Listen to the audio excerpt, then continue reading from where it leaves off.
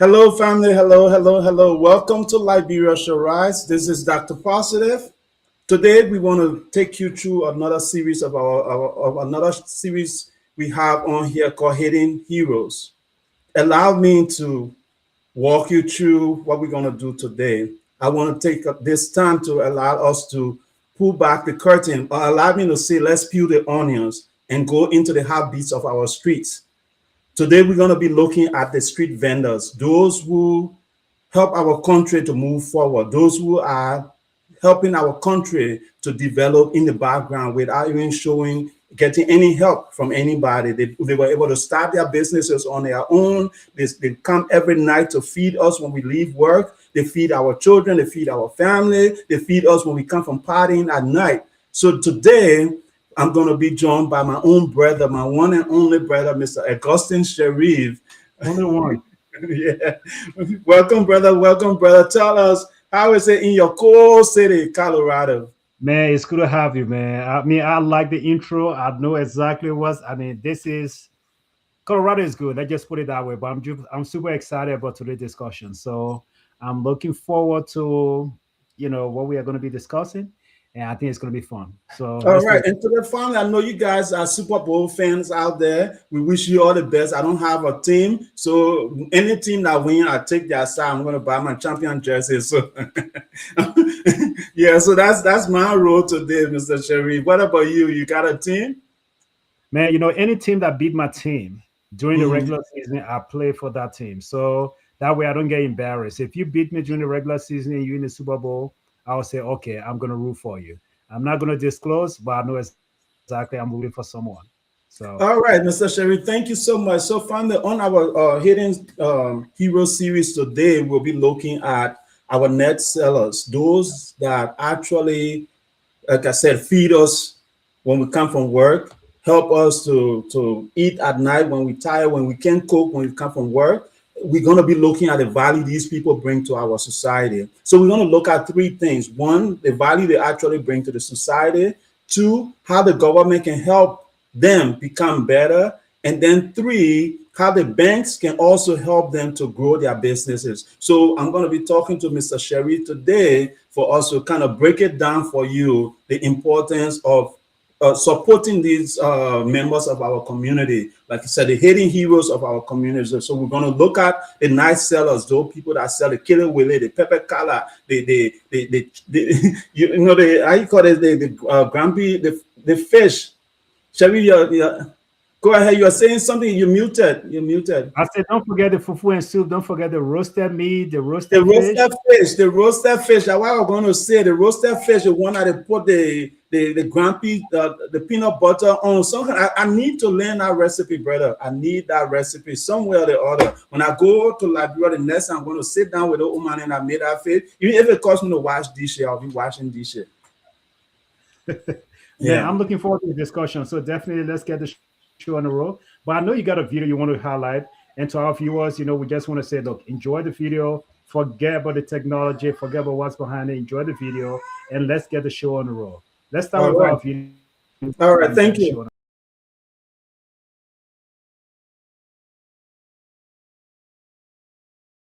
You see, Monrovia's markets, they are strong. Let's make them brighter, safer, and truly shine together. The night used to be a challenge here. We struggled to sell anything. But now the light brings life. Prosperity has come to the night. I am Dr. Positive. Provide street lights to support our hidden heroes. All right. Sherry, where are you? So if I tell you I don't like that video, I'll be lying. I like the video. I think it's great. And I think there was a lot of beautiful things in it. I mean, the accent, we can work on the accent, but the rest of the video, I think the picture is clear. So All let's right. the vision behind the picture. I mean the All video. right, so Sherry, imagine this, right? I know back in the day you were in Liberia, and even when you go to Liberia nowadays, right? You go to that lady that's selling at night. You see her putting her whole soul into selling you the food, but then she either using candle or she using lantern or she using somebody light, right? Someone generator in the background. When that generator go out of gas, basically she's in the darkness. So Yeah. what this video is trying to say is, why if every street corner that sell food, why if we put some solar panel, some solar light that provide light for those street vendors? And then another thing we can do is say the government can look at the big picture and say, all right, we focusing on tourism, we have people coming, why not start designating places for people to go? Like even if it's like Providence Island, we say we want to go there every night to have fun. That's what we're going to have our pepper color. That's what we're going to find things. We're going to know that place to be the place for night hanging out. Like when you go to Las Vegas, they have the Bourbon Street that you just go on and there's no car. People just walk down that street. There's lights, everything. You want to buy anything, you want to buy alcohol, you want to buy drink, anything, soda, they have everything there, right? You want to Right on buy, the you street. want to buy, you want to buy something. It's a bootleg handbag. You find You it. will find it, you'll find it there. So on that street, everybody there, whether you're selling bags, whether you're selling food, or whether you're selling clothes, everybody on that street at night. And then during the day, it still function as a business center, but in the night they have entertainment there. So there's two things going to happen when you do that, Mr. Sherry. One, there will be safety for the vendors and the people that go to purchase, right? Because once you designate that kind of area, there will be less vehicular traffic, right? So like if let's just take Providence Island for example, since there's no cars passing there, once they designate that area as a business hotspot or a tourism hotspot, everybody that go there going there to sell, so they will pay money to the government, so the government will benefit, right? The government is going to have a booth. Before you have a booth that you have to pay to the government, so the government is going to be getting something. Then the people that go in there, they are safety, right? It's gonna they're gonna have safety because there won't be any vehicle passing around at night in that area.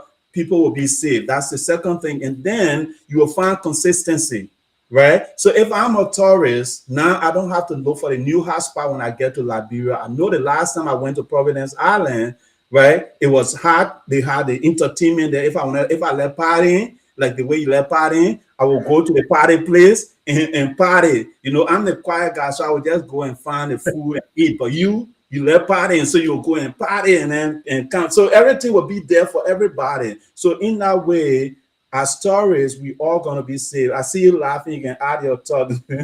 No, no, I like the idea. I really do. I like the idea. That's why, I want to also start the show with the video. Because having a designated area where people can go and sell, right now, I think one of the problems we have in our country, people are just designating their own places to sell. Yeah. And I can just wake up one morning and say, right, look, this is my house. In front of my house, I can sell my wheeler market, or I can sell my clothes. I can sell anything. Zoning laws are not enforced, so people are selling in residential areas. People are selling near churches. People are selling near schools, and so yeah, whether it's during the day or at night. But the night thing issue, actually, I really like the idea of the night thing, because most of us, maybe during the day, we just want to hang out and do something completely different and have fun. Mm-hmm. But in the night, you can say, look, I am going to red light. If red light, I'm just using red light Yeah, as yeah. an example. If Mm-hmm. red light is the designated area where everybody, I don't care what you're selling, whether it's food, whether it's clothes, whether it's the arts that you create in Liberia, you Mm-hmm. say, look, this is the place to be. Oh man, I am on board. And Stephen, let me just say it this way. Right now, when I get to Liberia, one of the places I'm always dying to go is Maban Point, Mm-hmm. right? Because Maban Point, you have all of these different shops there. They have all of these different arts from around Africa. But the good thing is, I mean, the negative thing is, most of the arts, even if they are Liberian arts, they are being sold and being created by foreign national. And I'm sorry, I'm not Okay. trying to Yeah, say it. yeah. You, Mm-hmm. you know, the, you're buying it from Ghanaians, you're buying it from Malians. These are the people in Maban Point. They got all their shops all on the road. Oh, mm-hmm. And so during the day, we all go there because, like, oh man, I want to buy that art. I want to buy this. I want to buy that. But it is not accessible at night. They don't have it. Mm-hmm. 6 o'clock or whatever o'clock, those people close that shop. You don't see them again until tomorrow. So I like the idea that you put in. Instead of me running to Maba Point during the day, maybe I don't have time, but I can run to I can run to ERW Junction, since you build that beautiful roundabout. I Mm-hmm. can ERW Junction and say, oh man, this is the place to be All of Mm-hmm. the vendors are out there, and cars are not allowed to travel this particular road by this particular time of night. And people are just there walking around, eating their kuwe, eating their cassava gravy, and buying whatever they want to buy. I Yeah, think yeah, like so. I yeah. mean, And let's take it to another level, Sharif. In the US here, I mean, people will say you use the US as an example. That's a regular comparison, but let's just use cities, countries that are established, right? sure, sure, The US, every city you go to, they have a downtown, right? So sure. that's the kind of vision I'm having for this, right? Every city should have a downtown, somewhere that the citizens after work can say, I'm going downtown. So like for us who live in on the airfield, we have Lakpasi. Lakpasi Market was our area that we used to go hustle for Jordan because in the net, that where everything used to be selling and things like that. But that's it's still a market that closes at 7 o'clock. That market, there was no light. So at 7 o'clock, the market closed.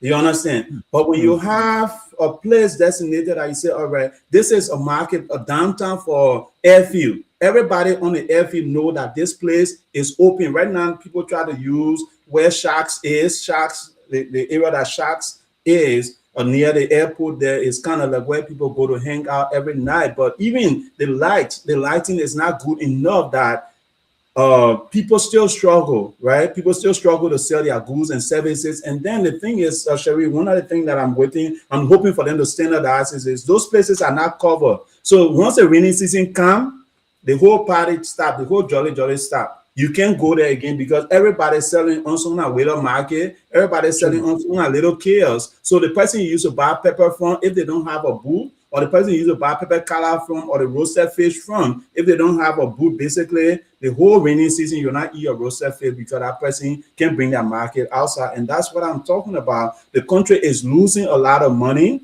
right? The government is losing a lot of money, and the businesses that are helping to keep the economy going, they are not functioning because if the person that's supposed to make that fish, if they don't buy fish, the man that catch the fish from the river, he's not going to be able to sell fish to feed his family, right? And then so it's like a whole ripple effect. So if you look at the amount of effect I something like that. I'm laughing at River says pro comment. He said like I see that dry rest market bar. Nothing. Because I put I want the market over there, man. Don't spoil our market. It's still in existence, man. But no. So that's the thing. But no, Stevie, look, I like the idea, and I think one thing we're trying to talk about today and to really promote is to highlight how heroic these people are. The people, the vendors, right? Just maybe 2 weeks ago, the president in his State of the Nation address, the SONA, he mentioned that 700,000 jobs were created in the country. Or 70,000. 70,000. Mhm. Yes, not 700, but 70,000 jobs are created in the country. And when you come to press them, I think one of the things that they are highlighting, they are also highlighting these street vendors. They are highlighting people that are selling a little waiter market, that planting chips, like cassava gravy, that roaster fish, people that have their entertainment centers. All of these people are being counted in that 70,000.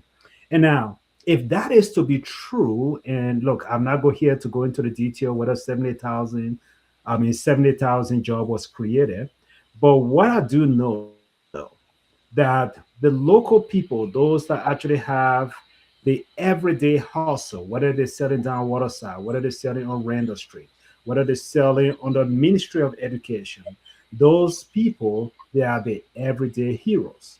They are the everyday heroes. Those individuals, they keep the economy going. They keep the local economy going. They drive the economy. And that is why, when you look at the economy of Liberia, apart from those of you guys in the diaspora who always sending money to Liberia to support the country or to support your relatives in the country, the local vendors in the country, they are the next engine of the economy. Because if you have someone working for the government, and that person has to wait 2 3 months before he or she receives income to be able to infuse that income back into the economy, then we'll have a broken system, we'll have a broken economy. the economy is not going to survive. It's not going to thrive. So those individuals who are on the street who are selling daily, the street vendors, the everyday marketers that go down Waterside, I go down to dry rice market, I go down to fish market, those individuals, they are the ones actually driving, they are the engine behind the economy of the country. And those individuals, I think one of the things that Steve you have proposed is the whole idea that what can the government do to increase financial support for those individuals? Do we have to say, for example, again, I don't care what people say. People can say, every time we compare good things to America and Liberia, then they say don't compare America and Liberia. But when it's come to bad things, they say, oh, America and Liberia can be compared. No. Mhm. In the US, for example, you have every municipality, every state, they have that, and the federal government has it, and then it trickles down to the states. They have Mhm. something called the Small Business Administration, Yeah, the yeah, SBA. So yeah. that SBA, if you you don't have to even go to the federal. You can go Mhm. to your local or your local city and apply for a small business administration loan. Yeah, yeah, Or you can even go to your local bank and apply to your local bank and apply to loan. I mean, apply for loan to be able to invest into a business. Yeah, the banks may ask you to bring that business plan. They want to see that business plan. They want to look at a business proposal. They want to see if this particular thing that they are going to invest in is going to move in the first place. If that business is going to thrive. I'm not going to give you $100,000 and you tell me you're going to sell a scratch card for Lone Star or Orange. I'm not going to invest in that business. But if you come up and say, look, here is my business proposal. I am looking to start a technical school. I'm looking to do A, B, and C, something that fuels the engine of the next generation of students in Liberia. Then maybe that's something worth investing into. That's something worth investing into. So, So, Steve, I mhm. want you to make your point on this, the small business administration Oh yeah. the So sped up. so for this, right? So shall we imagine most of these people that sell on the streets, most of them may be people that didn't go to formal education. They didn't get formal education. Some of them, I'm not saying all of them, right? Sure, sure, sure. Some of them went to LU and they graduated and they couldn't find job and they started their own thing. But few of them didn't go to school. So what I'm proposing is the government should come up with a system like a SBA, like you're saying, Mhm. for our community. Every municipality, we have the Chamber of Commerce and we have the SBA, right? So district number one or the whole area should have a Chamber of Commerce and then the SBA. The way they will do it is come up with training for these women, and somebody will go and actually monitor them and say, all right, we see 100 people standing up every day in line to buy this woman fish. She sell the fish $10, right? If 100 people buy that fish at $10, that's $1,000, right? So Mhm. every night, this lady at least have the chance to bring in $1,000. What we would do as a government, we would then help her to say, all right, you are selling on the street, we'll help you to build a little kiosk. We'll provide solar light so you can have light at night, and you can even put a small place there for your customers to sit down. We'll help you do this over time, and then we'll put small money in there for you to buy a refrigerator to have drinks and all the kind of stuff. Then you have to pay us back. But this is how you pay us back. So they now come up with our plan. So based on just the view of what this person is doing, the government can support them. Because if we now say ask for business plan, that person started that thing, they're not going to go and sit down and write business plan anymore. So we have to change our system around a little bit to cater to our customers, right? Sure, Because the sure. woman that's selling pepper in the market, she's been selling pepper for 20, 30 years. She know where to go and buy the best pepper to sell, right? She know where to Yeah. go and buy the best flour to sell her pepper color, right? So she already doing her own economizing. She already doing her own analysis. If I buy this pepper color for so and so, I'm not going to lose a lot of money. If I buy my flour at this time, I'm not going to lose a lot of money. So what we can do as a government then say, how many bags of flour can you buy in a month that will help you to sell and get more profit without having to lose the money that you're getting in as principal? Then we partner with that person and say, all right, since you have about 100 people coming to buy color from you every day, we know you make so and so amount, so we'll help you with this money to push your business further. if you don't have a place, like I'm saying, either instead of building different chaos for everybody now, the government, once the government designate that market area, everybody that do that kind of business at night will have a kiosk built for them by the government, right? Then you can Sure. go and take your spot. If you're selling pepper color, that will be your spot. But then the government will collect maybe $50 from you. While they have helped you to increase your business, will collect $50 from you every month or $100, depending on how much they will collect, and then do it maybe at a low interest rate. Because one of the things that affects people taking loan in Liberia too, the interest is about 30-40%, Sharif. And you have to pay like huge amount of money on down payment to get the loan started. So most of the common people don't want to apply for loan. You understand? So we have to make this thing attractive enough that will make people want to buy into it, because the government will make money over time. Because once you help Mary, and my Mary now, instead of serving 100 customer a night, she's selling 300 customer, because she have more money. We help her with a deep fryer, right, where she can now fry more color at night. She will be able to serve more people. So I think it's a big initiative, but it has to be like a department that is set up for that, to kind of partner with these people who are the expert and say, hey, what can we do to help you better your business? I mean, every investment comes with a risk. Every investment. I know I don't want to lose track of what we want to promote here. I want to promote our heroes, these people that go on the street to sell, and the places that they are making for themselves. I don't want to lose track of that. But again, every investment, it comes with a risk, right? And a high risk investment, unfortunately, you will have higher interest on it. You will have higher interest in it.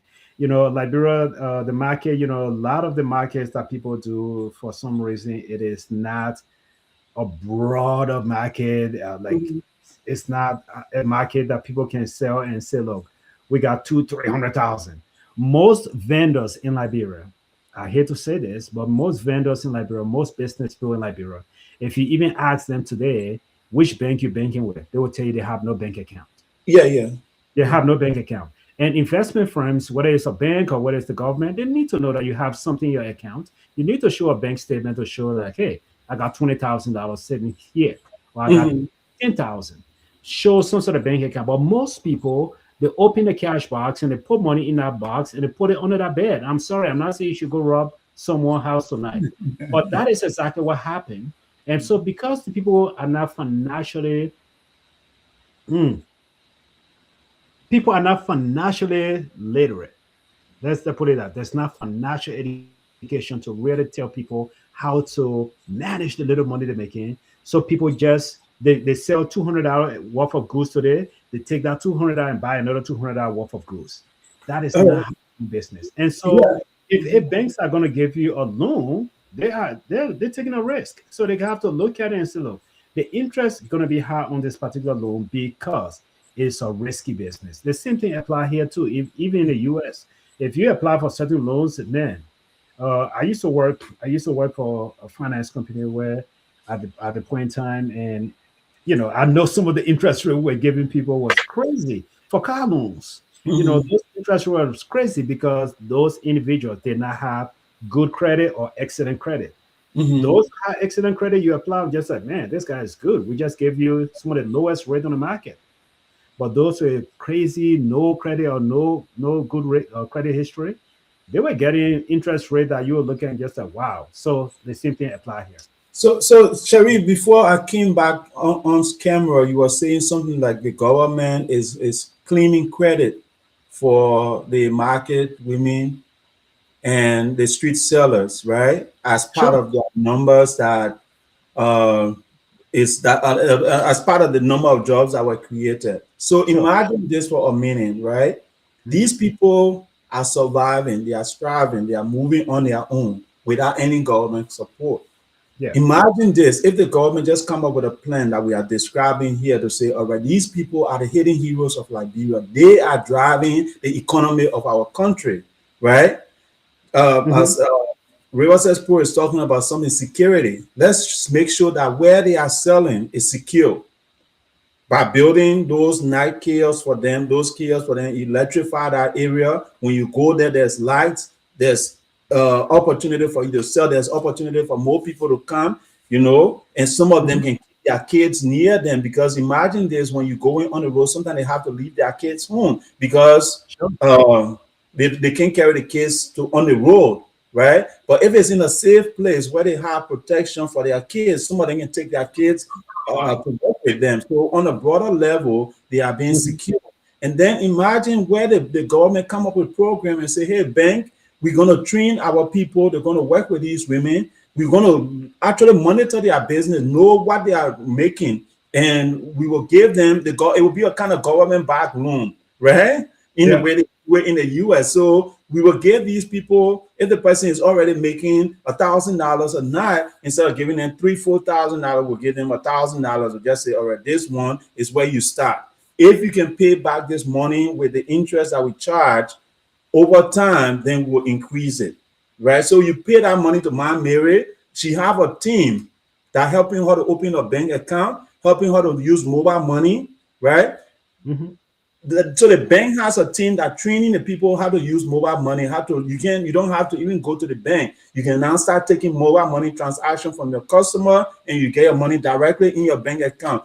So it's kind of like a whole private public partnership that have to happen, because some of the old money they will not take money, or they will lose money when they don't have the chance to accept mobile money, if they don't have mobile money account. So now the banks, MTN, whoever have these mobile money business digital services, have to go and train and market people, right? Because there's a bigger picture here. Once these people know how to use those systems, the money will flow into these banks, because that money will come, it will be sitting there while they are selling, and the bank can be loaned. You know how you myself money sitting on the bank loaning it, right? And they don't give us much. So these people money will start coming into the bank directly, and the bank will have more money to do stuff. So if our government and the banks and those that have funds look at this at the big picture, I think these heroes of ours that have been working on their own, that have been doing things on their own, eventually, if we can just lift them up a little bit, the economic boom we'll have in Liberia,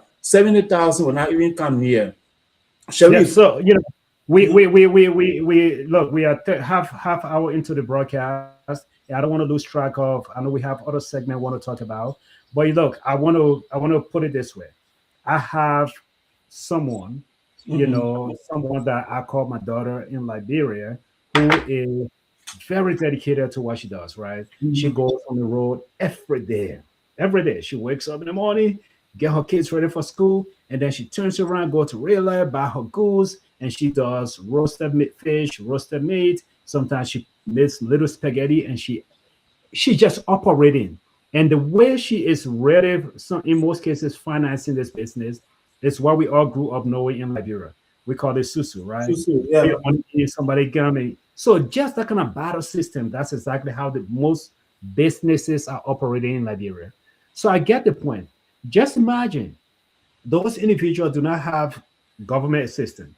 They are not able to get any kind of loan from the banks. Mhm, Yet still, they are surviving, they are thriving, their businesses are making it, they are mhm, moving in the right direction. Now, if the government were to come in and say, look, everybody that's selling on this part of the road, or those that live across the bridge, the Douala, the Nikrutan area, the Caldwell area, and they just designated an area and said, look, this is going to be the tourist attraction. This is going to be where everybody go. I think that would be a very beautiful thing. You just electrify that and beautify and make it safe for the people. I think it will be a good thing. Somebody sending me a message here and just said, you know what, the government have already done that. The government gave them marketplaces to go and sell, but the people are not doing it. No, we are not talking about Douala or Waterside or places. We are talking about places that anybody can visit, that can be a tourist attraction, that people can go and just do their thing.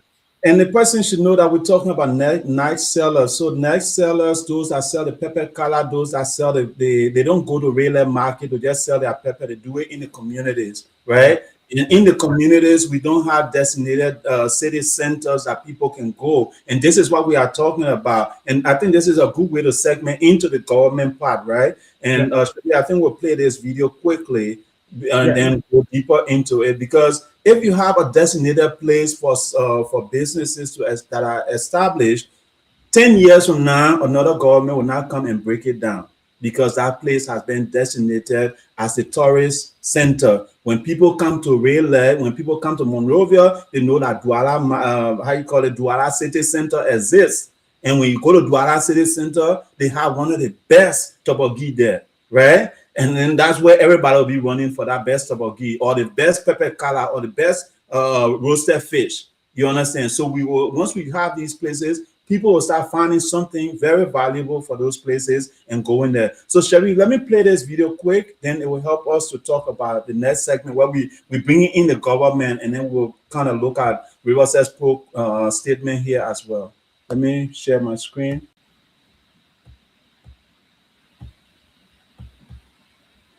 Oh, money, oh, I just actually for like 30 days, oh. I just like me, oh, I can't get out, oh, I can't get out, oh. International community comes over here, oh, La Bira, oh, my people, now they got La Bira who want it, oh. Now they got La Bira who want it, oh. Now they talk about La Bira who want it,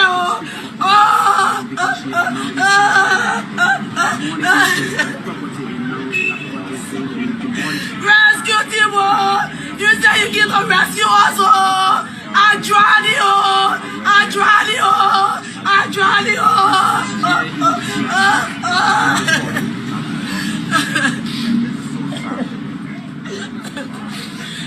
rescue team, oh! You say you get to rescue us, oh! I tried it, oh! Every people talk about property, oh! Far more your time in the US, oh! We tried it, my money.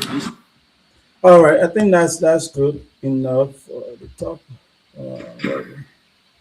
Sherry, I did something, or can you put a video back in the middle, then put us back in the middle? All right. All right, Yeah. yeah, So sure. basically, Basically, I can't find a here, place. here, you just get the the screen. script. I I can. I don't. All right, let me just add. Okay, let's do this. I'll click on you. What? All right. I I think I think don't if know you why I just did, Sherry, but that way it that way makes it sense. makes sense. But But anyway, anyway, while while you're you're working, focusing on focusing that, on that. you don't see a bottom screen where the stuff are anymore. no, no, No, no, no. no. Uh-oh. All right, let me close this. Yeah, Yeah, I Yeah, got just too just many things on my screen. But shall we make yourself full screen? Let me get out and come back. Okay, I think I got it. I got it. yeah, I got yeah, it. just just remove that screen. Okay, there we go. There we go. Yeah, I got it. So Man, I starting took the wrong person to be my hero. technology, people, sometimes technology can fail us. But anyway, so yeah, go into that video and let's talk about the video because I know we are transitioning here from one topic and moving to the next topic. We are talking about our heroes. We are talking about the street vendor. We are talking about the government creating designated areas for people who actually can go and sell the market without being intimidated. Now, I know this video, I don't know the whole story behind it, but I think one thing I know about the story is that this lady, or like many people in the country, they are losing what they thought was their property. They're losing. And I'm trying to be very careful when I say what they thought was their property.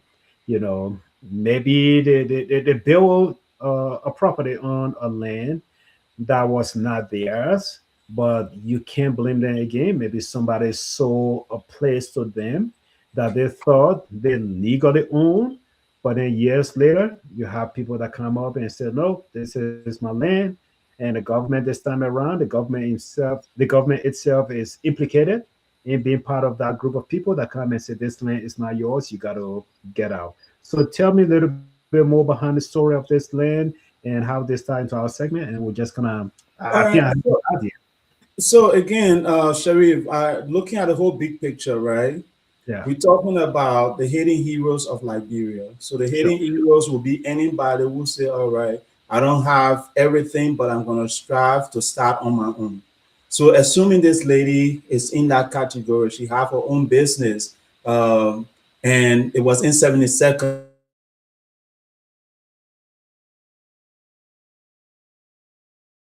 own all the land that are around the 72nd area in that particular area where her business is.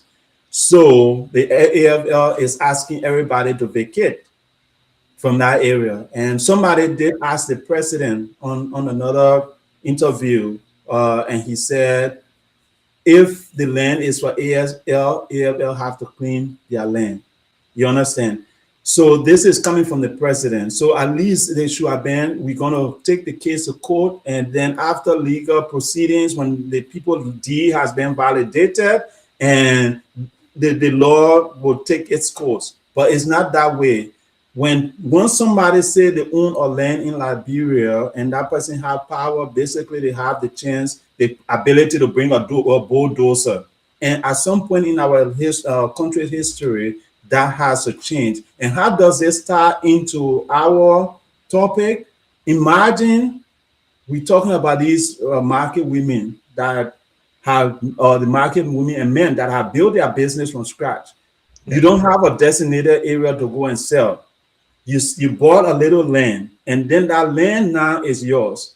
And then over time, somebody else come and say, hey, this land you bought, I don't care if you have a deed that the government signed. I don't care if you have a probate that the government approved. I don't care if you even went to the Bureau of Lands and Mines or wherever you went to get your deed. This land is no longer yours, it's for me. So you have to vacate, and you have 72 hours to vacate. If you don't vacate, we're going to bulldoze you and your properties in that place. When will this carry? That's and like to just conclude what I was going on is people have to have that security when they invest in, to know that, hey, I'm investing in something. This is mine and it's mine forever. It shouldn't be mine because we have a change of government. It shouldn't be mine because somebody with power move in that area and see that place as a great opportunity for business. And those people shouldn't lose their well-being, their daily bread, because somebody decided to take some action. And coming back to the whole topic, the way we support our business people, the common people, is we help them to make sure that when they are selling somewhere, even if that place has been designated as a business center, it shouldn't be broken down by the next government that come in place because they don't like the market chair or the leader of the market association. It should be something, once it's just designated, it should be in the laws of Liberia that say this place is for, let's say, real life community, or this place is for West Point community to sell. It's like their city center. This city center cannot be destroyed. It cannot be changed. And that's where everybody will go and sell. Yeah, and I think I'm little split on this particular section of the conversation. And the reason I'm split is because I really kind of feel like this is an issue of eminent domain, right? So basically, when you look at it, though, maybe this lady, she is one of few or one of many who actually have businesses in that area. And I'm trying to be very careful here. Yeah. Listen, a lot of things have been happening when it comes to land issue. And I don't want to get into the land issue discussion, but a lot of disputes have been taking place when it comes to land issue in the country. Lots of citizens in the States, in America or Europe, they have actually bought land in Liberia and they have been bamboozled because people just took advantage of them. They send money to go buy land, and that land is sold to another person. So land issue has always been a big issue. And so I guess my question I ask him, if for some reason the executive, Steve, there's kind of balls in your background. If for some reason the executive, right now because we're saying the president made a remark, if for some reason the executive come up and say, look, this land belongs to the military, and the military has the prerogative to take this particular land. Look, I don't care if you have your 3-story building on our land, or if you have your supermarket on our land. Then that does not make that land yours. Whether you bought it from someone, it does not make the land yours. And I think this is why I'm trying to be very careful here because I don't want to kind of appear insensitive. I've seen a lot of comments where they say the president is insensitive. The only problem I have with the executive or with the president or with the country as a whole, the president should actually have given the people time, people who live in that area, giving them time and tell them, like, hey, Mr. Sheriff, or send notice to everybody in that area on the land that you claim to be yours. And just tell them this particular land, it belongs to the national army, the military. And the military is intending to seize this land because we want it back. So you have from now till the end of 2026 to find an alternative and move out. That is the only problem I have. And move out. That way, the military can take control of its land that it owns. That's the only problem because the people were not giving notice. They were not giving to find another option. That's the only problem I have. But that Yeah, does not mean because they have been squatting on our land for 20 years, for 30 years, it does not make it yours. I mean, the owners so, of the land should still have that land. In this Sharif, case, we are not talking about, I don't think it's an issue of another administration coming over and taking over. No, no, no. There has nothing to do with administration because it was not a designated marketplace in the first place. no, So so that's I the think, breakdown. like I'm saying, right, we're looking at the whole big picture, right? There's individuals who start a business, they buy a land, Sure. right? We can talk about the hidden heroes and forget those people that are also the guys who own the nightclubs, like No, let's say D Calabash. Let's just take D Calabash for example as one of these places that is supporting the economy, whether we like it or not. Even though people go there and go get jolly jolly and do all the stuff, but he's hiring people. He's creating jobs for Liberians, right? So mhm, it's a night entertainment. So sure. imagine this, where 10 years from now or 5 years from now, somebody go and say, D Calabash, the place you got your land, this is not your property anymore.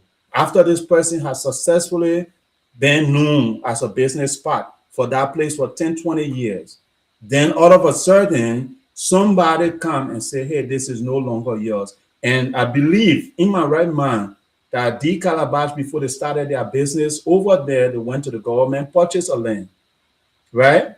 Came back and started. I don't know if you need to go purchase the land from the government, but you No, need no, to I mean, purchase I it mean from the owner. the process involved in buying land or Yeah, certifying that the land belongs to you. You go to sure. the government. You have to register your land with the government. If you have, you can pay. You have to pay taxes on your land to the government. So for some, I'm just using an analysis. Liberia Shall Rise. Hold on, River. Somebody is calling. You need to take Yeah, this. yeah. No, no. I mean, let's keep the conversation going. So Hello, I get your welcome to point you're Liberia Shall making. Rise. I get your point you're making. But what if the establishment that you just mentioned, what if that establishment did not go through that process that you just highlighted? Why if Again, the owner of that establishment just came in and talked to someone who lived in that community, and that person told him, "Hey, brother, my great grandfather owned this particular land. We've been living here since Charlie King town, our time, and this is our place. The whole particular area up to where the Ministry of Health is, that particular the whole land for us. The Ministry of Health, they borrow. I mean, they even bought it from a great grandfather. mhm, What if that establishment that you just talked about, I don't even want to say that name, but what mhm. if that establishment went and met some old man in that community and bought that land from that old man? And this old man did not even have any relevance. And then so 10 years from now, the owner, the original owner that can come to that country and go to the ministry of I mean go to lands and mines and go to not lands and mines, but go to the probate court and be able to prove that this particular land belongs to them. They can go to land authority. Land authority say, oh yeah, we check our archive. This land actually belongs to the Sharif family. And now the Sharif family want to claim that land. What that owner for that establishment can now do, they will say, oh, I'm in trouble. I bought it from old man Wisse G, and I thought it was his land. he can now choose to go after that old man and recoup his money from that old man and make deal with this new rightful owner. Sharif, I think the land thing is a whole topic for its own, for another day on its own, right? I But agree. let's take River Says Pro first, and then we can continue with this because we have to talk so and talk so. But River Says Pro, let me hear on the side you talking. Yeah. Hello. You hung up on the man already. The man started with it. Call the man back. Oh, like you or Sharif? No, call him back. River Says Pro, can you call back, please? Sharif, were talking too much, so you hang up. But Call the man back. But the point we're trying to make it, yes, yeah, that woman, she said she spent $500,000 on our land. Okay. on her But, business, right? but I mean, the house, the business, whatever she had there, she said she spent over 500,000. Mhm. 500,000. Think about that. In a country where things are difficult, if you want to take that call, take the call. No, it went through again. The man kind of out of data. He just pitching, or he's not calling. Because we ain't get data to share you, so don't flash me. Just call. Yeah. But 500,000 is not pocket change. No, no. This is a permanent person. Either that person they have some kind of connection, to be able to get a money to get a job that would give them 500,000. Either she is really rich and they have the money to establish that business are giving her something back, or she is inflicting the number. And I'm not trying to be insensitive. She is Yeah. a hero by starting business in the country by helping other people. But that doesn't mean the original owner of the land can't claim that land because you came in and squat there. Yeah, Sharif. Again, we can't say she's squatting because we don't have the proof either, right? So I want to be careful with the terms we use, right? Because in Liberia that I know, before most people build houses or even start anything, they go through some process. I don't think, except people that have extra power, that's the one that I know will just come and take something and start their stuff. But people that are common people, most of them try to do due diligence to go through the land authority, register their deed, do the probate, register their probate, and then go and start building their houses. You understand? And I think in a normal world, like even in the US, when you buy land, they put something in the newspaper for about a week or two to say if anybody is a rightful owner of this property, come and claim it. This person had all right, this guy is calling again. Let me see. All right, sir, you're online. Your name and where you calling from? This is Paul. How you doing? Calling from Wisconsin, Milwaukee, Wisconsin. All right, welcome to Liberia Shall Rise. Thank you, brother. Thank you. Can you guys hear me? Yeah, the floor is all yours. Yeah, thank you very much, brother Sharif, and like the positive for these topics. They appear controversial because there are lots going on, too much going on right now, and like brother Sharif said, sometimes we don't want to sound too insensitive, but there's so much going on. It's emotional and psychological, mental, and every aspect that you can think of. Yep. But my concern, yeah, so with the land business, I was just, because I wanted to talk about eminent domain. I mean, we should be careful with this eminent domain thing because there's a whole lot involved with the government. Something isn't right because if you look at eminent domain, the government, if you look at the eminent domain, the government must pay. Eminent domain got something about payment, which our government did not take into consideration. Yeah, everybody saying, oh, the eminent domain can say, no, you must pay the fair market price. I'm going to make a post about that. I was going to make a post about that. You have to pay the fair market price. You don't just say eminent domain. And there's a lot involved in that war. We know Trump went through a lot of lawsuits with that when he was building his luxury hotel and regular. So he didn't want his property to be depreciated with all those low income homes and houses. He flushed them out. It was a big deal, but Trump settled them. It's not just a matter. And when you look at eminent domain, the reason the government there are categories on which the government can apply eminent domain. It has to be strategic. There's so much. It's not just, oh, we want to Bill, what government is so eminent? No. You have to. So that's why. I think why you hang up on the man? I mean, Pro somewhere he out of data on man, out of data. I don't know where he but no, but River says Pro, he made some good points there. Yeah. You know, he talks about paying the fair market price for eminent domain. In this case, the government of Liberia does not even have to come up with an eminent domain question. They don't have to do that because they are saying the land belongs to us. The only time go ahead.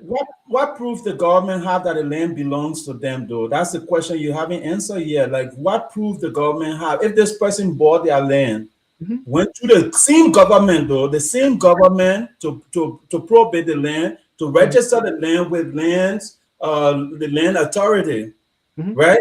In that land authority, don't they have a data that shows that hey, this land you are buying is for the armed forces of Liberia? Do not buy it, right? Why didn't the same government? That's what I'm saying. When government change, I don't want everybody to start losing their property as government change because another government will change your government, brother. Yeah. No, again, Sharif, because this didn't happen during the WIA administration. It didn't happen during the Allen administration, right? AFL didn't claim the whole entire property, but maybe because the president now have some good rapport with somebody in AFL, did not have the right to take that land. And I think like the Riverside Pro is saying, even besides that land in 72nd, other homes were demolished. Why not give these people ample time to find place to move? Take their stuff. Imagine people not already rich, and then you come, your whole clothes, everything get wiped out. Because once they bulldoze your house, everything in it gone. You understand? So why not give these people enough time after the investigation has been done? Then you let them. Once the government have the proof that this is their property, then they start kicking these people out. You can't just wake up Sunday morning and start breaking people's houses down. Monday morning and start breaking people's houses down. Sharif. No, but you and myself talk about it. And I said the one problem I have with the government in this particular case was there was not enough time given to the people, or there was no time given to the people at all. I already said that. So I am not going to back out. You need to go through a process. Tell the people, look, this particular land you own, you have till the end of 2026 to find alternative because the military is going to take over the land because the land belongs to the military. At that point in time, you know, there's something, I'm not a lawyer, but there's something called the burden of proof. It is not on the government to prove that the land belongs to them. The burden is on the person who said, I bought this land from Old Man Wia. That burden is on you to come and bring a document. And you said something earlier, Stephen. You said that everyday common people in Liberia, they go through due diligence. Have you been to West Point? You think that people go and go through due diligence and go to a land authority to go through that when they're building that same shack right next to each other? I beg you. That thing you're talking about, people go through that process. It is you guys that come from America and buy land in Liberia. You are the ones that are going through this. I will tell you this. Last year when I was in Liberia, I know we're not talking about land issue here. I don't want to lose track. But when we were in Liberia last year, I went to pay my taxes on the land that I own. I'm not going to tell where the land is before somebody go take it. But I went to pay my taxes. You know what the guy told me? The guy that worked there at LRA, Liberia Revenue Authority. The guy said, my brother, y'all, thank you. I said, what do you think thank you for? He said, because only you guys in America can come and pay taxes. Our own people here don't pay taxes. That should tell you something. The people are not going to say, oh, by the time they see space, they're ready to shove something there. They're not going to look at it. Where are you going with that, Sharif? I'm not saying this is what happened to this woman. I'm just saying that argument you are making that they probably went through process and no, that does not happen in most cases. Yeah, again, Sharif, there's multiple families that have been impacted on this, right? So we're talking about the hidden heroes, right? So let's come back to a topic, right? In order for this market, underground market to strive, in order for this market to keep going, there should be a system that supports that market. I agree. You understand? And one of the main things in that system whether we talk, whether we have to have a specific show on land, is land. Where do I sell my goods and services? It matters most, right? Like if I take I can have all the money today and go all the way to Sepacon, where there's not anybody living right now. We have 10 people living in Sepacon. I can start my business there, right? That business will fill in 2 weeks because I don't have customers, right? Mhm. So the reason I think we can't even have the discussion about the hidden heroes without even putting land there, because there should be a place designated for the people that are selling goods and services, the people that are feeding our children, the people that are sending our children to school. There should be a land, there should be a place that is recognized for them. And even if there isn't a place, when these people try and get their own property, there have to be some protection for them under the law. And even if we don't have that right now, from today to the future, Liberia have to put in a solid system that will protect everybody that goes to land authority to purchase a land. Because this could be, it could lead to a nasty situation in our country. Because how many of us will be able to buy land? How many of us will be able to start our businesses? Then tomorrow, John Brown come and just bring bulldozer while you go to buy goods and just break your business. Not everybody will take that. You understand? Yep. So we have to be careful as a country as we keep doing these things, hurting people, impacting people's lives. Imagine when they break your house, your even if you hire your piggy bank, like we talked earlier, you said the market women small than have piggy bank, they don't go to the bank, right? Your piggy bank is under your bed, is somewhere in your house, and that piggy bank gets still in, it get left in the house and it get broken. Where do you start from, Sherry? Where do you start from? No, no, no. I mean, I like the point you're making, but I think we already addressed the question of our hidden heroes, our vendors. That's why we put it back on the government. The government should build designated areas where these people can come and do their everyday businesses, and that is where people go and sell. We address that. It behooves. I mean, it lies on the government to do that for the people. Mhm. And but again, I don't want us to just reward bad behavior. There are people in Liberia who are just encroaching on other people's land. They see the land, they say, "Oh, I mean, you have a story that you can tell about your own land issue in the country. I have a story I can tell about my own land issue." People are just waking up one morning and just come and build something on your land, and they say, once you build there, the government can take it from you again. That's their mindset, and I don't want to reward bad behavior. And what I'm saying, I'm not saying, I already addressed this issue that the government should actually give the people time. Relocation plan. You have LRRC. They are not busy with refugee issue right now. LRRC could have been contacted by the government and said, look, you guys work on repatriation and refugee issue. Since you're not busy right now, look, these people need to be relocated. That's Liberia version of FEMA.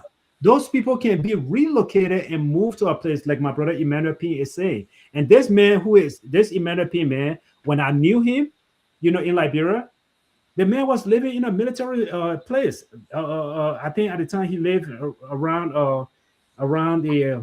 what's that military where they have the great DRS in school, Oh, at the football field there. I don't I know. know, BTC.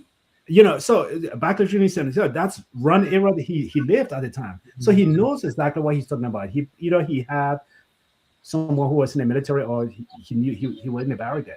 And so I'm just saying, because you bought the land from someone, it may not have been vetted. A lot of people have lost land in that country. Just imagine, brother, on that 18th Street there. And there used to be a political headquarters there. Yeah. It used to be a political headquarters. When it got broken down again, they were blaming this administration. They say, "Oh, because this government doesn't like the other political parties, so they went and destroyed the political party place." The government had nothing to do with it. It was the owner of that land that said, "I want my land back." And so people still have right to their land. That's all I'm saying. It is sad when these people lost their livelihood. It is sad when people get they lost. But the government should have done better to relocate these people instead of just sweeping it away. I would stand by that. But that doesn't mean because tomorrow, if somebody go and build on my little small spot again, Liberia, we'll be having this conversation again. Mhm. If I go back 5 years and I say this is my land, I want my land back, then I go to the court said take your land, and I bring bulldozer. Y'all say, oh, Sharif is insensitive, but people should not just be doing this to each other. The government have, if the land belong to the government, let the people come with a document and say we bought it from this and this, and bring everything. When y'all go to court, let the court rule and see Yeah, who. so Sherry, like the way we're talking, right? I know we're almost out of time, or we out of time already. Like this lady, right? Mhm. She doesn't sound like she have ample time. No, no, no, not at all. She said AFL was surrounding her building already. AFL was surrounding her building already and say you have to leave. You understand? So without any due process, that's what I'm talking about, you know. And then like we're talking the hidden heroes in Liberia are the common people, and to stay focused on them without talking about the importance of land, I think we couldn't have skipped this. But I just want to add one more thing for us to wrap up. How can the banks really step in and support these people? The people that are doing their businesses, the woman that's selling the waiter market, the woman that's selling the roasted fish. You know, how can the bank get out of their offices and say, let's come up with a training program to train these people on how to use mobile money, on how to put money in the bank, on how to know what to do to buy more goods and stuff. How can we help them to improve their business? So let's just touch on that quickly and then we can wrap up. I know the land thing, we need a whole show for that land business because it's not small thing. Yeah, because we all are victims. And And I'm before I on answer the the question, side, I'm on the common people's side too. yeah, and before I answer the question about how government can, I mean, banks can step in, I want to say, look, it is heartbreaking to the people that lose. It's not just that 72nd era. There are other places too that this demolition is a widespread demolition. And Mhm. I'm sorry for those people. I feel badly for them. And I hope that the government, because of the noise that most of us have been causing, the government will step in and say, you know what, we messed up. Let us fix it right. Let us get it right. I hope the government will do that. And if the government does that, I think it will be a plus by relocating these people and don't make these people homeless in their own country. Don't make them to be on the street. So let's settle that. I'm sorry about what all happened. But now, the And whole issue. before Go you ahead. answer, to, let me just add to support you, right? While River says people are talking about eminent domain, at some point the government should start paying for people property if you decide to can't take land to build something on it for government resources, right? And instead of just coming and using your big arm and taking people property, I think at some point the government have to find a way to compensate people for their effort if if they deem it not even deeming it for the sake of the effort that people put in to build their properties. You know, I think the government should start helping people or even relocate them somewhere like Emmanuel was saying, you know, so you can Yeah. continue. Yeah. No, I mean, again, we didn't touch it much. But again, the question of eminent domain does not even apply in this particular case Mhm. because the government is saying the land is for me. Now, if the land was for the people that live in that area, if the land belonged to them and the government just say, oh man, we need this land because we want to build this overpass bridge and then we really want you guys to move, then the government can pay the fair market price. That's eminent Mhm. domain Yeah, process. yeah. The government saying, this is my land. And so if the government said this is my land, they don't have to pay you nothing for it. They And just the got to, government don't have to prove that the land is theirs too, right? no, they don't. Because they already got all that document. You who say you bought it from Stephen Keller, go look for Stephen Keller, your landlord. Your can't stay in front of me in court. We'll talk about it. But Mm. anyway, the way the court can, I mean, the banks can step in to help the local market people, Stephen. You know, I sold in Monrovia. No, I didn't even know there was a process. I didn't know any bank that would help me. Mm-hmm. All I did was I sold my kerosene at night. At the time, we didn't have one LDC. Well, right after the war, I sold my kerosene at night. During the day, I go sell my plantain chips. It was not my own market. I was selling for people. They pay me. The kerosene was my own business, and so that was my own. If I had gone and stayed in front of a bank and said, "Oh, LBDR or however, I need some kind of loan to get my business going," and they asked me what business you doing, I said I'm selling kerosene, they will laugh at me. So basically, what I'm saying here, in order for banks to be able to help, they have to do assessment based on what that market is. What value does that market bring to the community? Like say the establishment that you mentioned earlier. If that establishment goes to the bank and say, I want to take a loan, oh man, the bank will be hard to give them a loan. Because why? That man has over 100 employees. And everybody that leave this country that go to Liberia, that is the meeting spot. Everybody go over there. Friday night is holiday. That man, I think he probably make thousands of dollars in one night because of the collection at the gate. So banks will be hard to give him money. That's the kind of business you're talking about. If you have Mom Miata that just sending her kobo in the community with a laptop hanging to the door, and she goes, the bank will have to do assessment. How much have you sold during this year?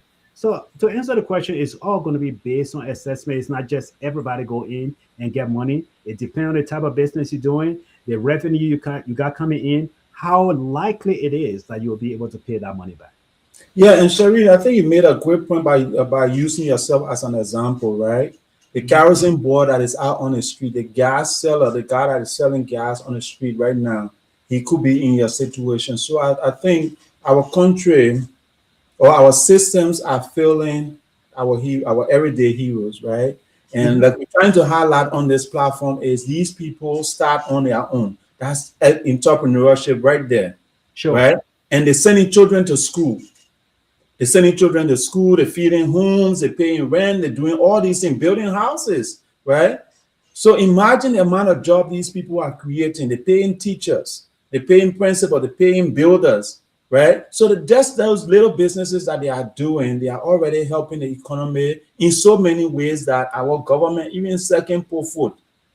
So at some point, we have to come up with a system that say, if I'm a bank, I have to have a segment that exclusively cater to our market women or our small businesses, and these people may not be educated, so we can ask them for business plan, but we have to come up with a plan that will monitor their business, so we can say, okay, in real estate market, we'll assign somebody to monitor Monrovia, right? Yeah. That person will say, Monrovia, where you live,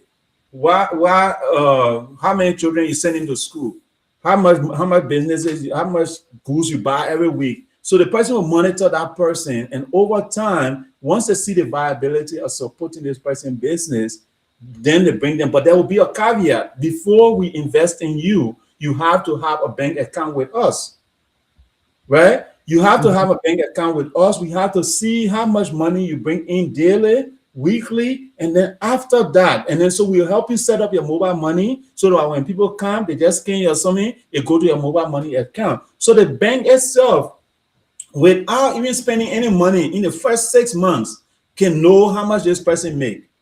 You understand?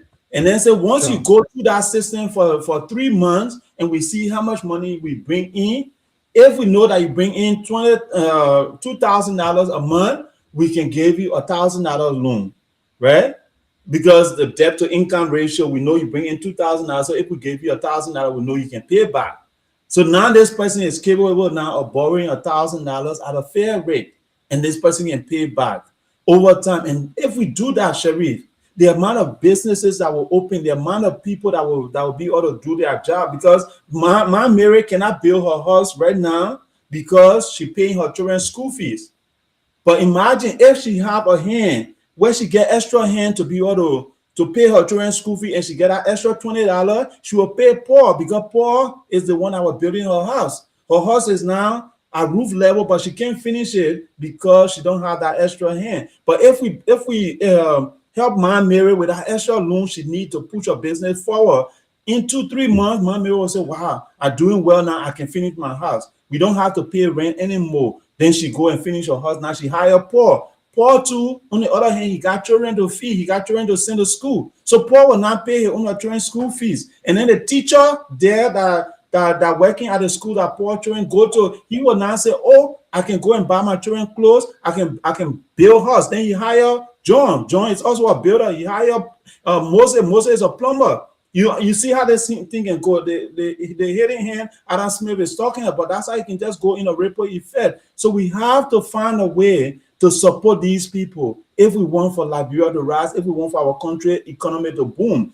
And that's what I'm appealing to the policy makers. Let's find a way that we train them and help them to open bank accounts, help them to get digital. And then once we do that, we will actually see the record of what money, how much money they bring into their society. And if somebody were to ask the labor ministry or the Bureau of Labor and Statistics and say, how much money do our market people make? Nobody can answer that today. But if we set up a system like that and train them to say, everybody, you can start using mobile money. You got MTN already, you got cell phone. You can start using mobile money. Once your money coming in the bank, we can start seeing that. And then if we build a facility for them, we can start charging them taxes and the government can get something from them too. But right now, even if the government is sending the tax collector to go collect money from those people, when they see him coming, they can walk somewhere else. You understand? But once we digitize them over time, we can see how much money they're making, and then we can say we'll collect certain percentage from them. And that's just my appeal to our government, so we can look at our people for the amount of value they bring to our country. We shouldn't leave them aside. All right. Well taken. Well taken. Yeah, I don't have any rebuttal on that. I think it's a good appeal. I think basically, but banks are in the business of making money. People are in the business of making money. They're not just going to go give money to everybody who say I'm a Liberia. Unfortunately, yeah, many people probably see this broadcast will probably think I'm being really harsh or heartless today, but no, it's not the case. But Liberia is a country where people are very quick to take advantage of certain things. You go and open up your bank and you say everybody you can get a loan, small business loan. Man, people will be running away from you. People go and sell you land, and when you come in, they see you, they take off. People sit in Liberia, you send money to them to do project for you. When you go, the project is not there. Come on, man. We're talking about a society that, unfortunately, we start corruption as very early on. From middle school, we start buying grades from teacher. We start doing all of these things. So it's a So, corrupt system, unfortunately. So Mr. Sherry, to not continue the show further, we can stay here all we want, but as the CEO of this platform and the vision that I have for Liberia, I beg to differ with you that all Liberians are not insincere, right? All Liberians. I don't think I generalize my comment at all. I say Yes, we are talking about a society where corruption is very rampant. true. So I don't True. think I generalize to say You all said a Liberians. society, right? You said a society. So I'm Where saying that a those society things, where corruption is very rampant, and that is not true. And, nobody I, will say it's a false statement. and we are in the great United States today, Mr. Sherry, and I can tell you that the federal government just arrested people in Minnesota that have And businesses that were thank you saying for saying arrest, because you live in a society here and there's corruption here as well. And when mm, those corruption occur, those people are held accountable. But true. I can go to Liberia and I can be corrupt, and when you arrest me, I can be still show my corruption by bribing judges and walk out free. Yeah, Tell me, I mean, Sherry, but there's no accountability. some That's all. someday we will have that system. Someday we'll have somebody as integral as you, right, to run things in Liberia where integrity will be the number one thing. But until that time, my appeal here today, please don't spoil my appeal, is for our banks to help our common people that are helping to move the society. Imagine this for a minute, Sharif. All the people that sell that pepper color in the night, all the people that sell the roasted fish, and everybody watching. Imagine if those people decide that tomorrow they're not selling anymore. What will happen to the economy of Liberia? Not even just the people that are hungry. What will happen to the economy of Liberia if those people that sell in the night saying they're not going to sell anymore? It will impact themselves. It will impact them also. But imagine what it will do to you. You will let that pepper, how you call it, peanut butter fish, roasted fish. You get to Liberia. You'll learn to make it. You'll learn to You make learn it. to make it. All right, folks. Listen, this has been a great discussion. Mr. Emmanuel Pay, I know you said we should start our own FEMA in Liberia. Sherry saying, when I even talk about giving giving loan to our people, then you're talking about FEMA. I don't know whether that one will be possible. Man, so before you swore my name, I think people will go back and listen to the clip. I answer the question directly. It comes on a business by business. Even in the great America, and you can apply all you want to the small business administration. That doesn't mean you'll be approved because True. they will look at you and do assessment. That's what banks do. They are in the business of making money. But So Sharif, let me. the guy that's selling cold water on the street, he can go send to look. They have a project that is sponsored by the World Bank that give microcredits to people. I'm sure it's in Liberia. There are a lot of people Yeah. that apply for it and they get it, but not every business will approve. That's what I'm saying. Yeah, but Sharif, let put yourself back in Liberia, the kerosene guy. You want to pay your school fees. You want to do everything. Imagine this for a minute, where there's a system that says, Sharif, you have to come to this program at least for 1 hour every week, right? 1 hour every week. We're going to put you through a training. Yeah. And after you finish this training, you will have learned how to open a bank account. You will have digital money. You'll have your own mobile money account in our bank, right? And as a business, you have to bank with us every week. At least you have to pull $5 in the bank. We have to see how much money you're making, right? Yeah. After you complete this program, if we see your income and we know that you can show money coming in from your mobile money transaction every week, over time, we want to give you a loan to improve your business. I believe if a bank start that pilot program and say we're going to take Man Mary from Rayleigh, we're going to take Man Julia from Jalatan Market, we're going to take the other person from Lookington Market, and make those 3 examples and actually put their friends in that system and say, when your friends succeed, if they pass through this thing and they can show that they're making money, when they succeed, we'll start helping other people. But we're looking at these 3 people as our example. With all the eyes on those people, I believe they will do their best to succeed. And then through them, the market will start growing gradually. But the education is required. I'm not saying blanketly the bank should go and loan their money, because people will start running away from the city. I had a situation where people did that, and I heard people ran away when some micro loan went to Liberia. People ran away. But I think if they re-educate people, we train them. Thank you for putting my point, because when I said we live in a society that's corrupt, you got mad at me. I just want you to know that there's a chance for integrity in Liberia. Oh, I agree. But and that's the thing that made you and I to come to this platform every day. That hope. Yeah. That our former president said the audacity of hope. Sure. That's what gave us a chance to wake up, to come in and say Liberia shall rise. Look, I truly believe. I believe in what you're saying. I believe in the vision, and we believe it. That is the name of the platform. We believe that Liberia indeed will rise. We believe that Liberia have all the pieces. But then when there is something that actually gets in place, we get mad about it. Right now, everybody is upset about, oh, why is the government taking people from the land? And that is something that I just want people to understand. The government went about doing it the wrong way. However, if that land belongs to the government, it is their land. Just like that house that you have right now that you live in Texas, that is your property.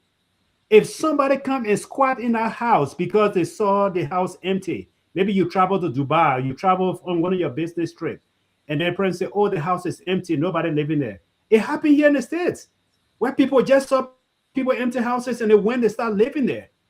Does that mean, what if that person come and live in your house, that person start business, that person got popular in your community, they say, oh, this person is nicer than Steve, this person, all the kids, he does this for the children.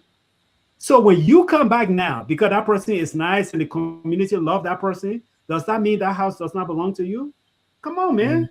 That's what's happening. I'm not saying the government went about doing it the right way. Give people time. Do not displace people in their own place.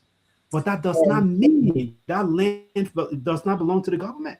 All right, Sherry. So I hear you. We need a family as your Emmanuel, all of my witness, Riverset Pro, and everybody. If you're still watching, we need to do a specific show on land issues in Liberia, so Sherry can really put her heart out because I think a lot of hurting Sherry so bad because People have lost so much money on land issue. People are corrupt about land issue in Liberia. yeah, My good friend here lost thousands of dollars.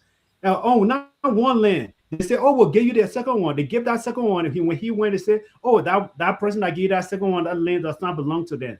So people are just using people. Land issue is a big issue. The government has to step in. So tomorrow, I'm sorry that this happened to people, but tomorrow when you go buy land, you would do your due diligence and make sure you get it from the people. When you go to land authority, you got your land register. When you go to the other place, the national place for land registration, you probate your document. You do everything that you should do. Pay your taxes. Do everything you should do.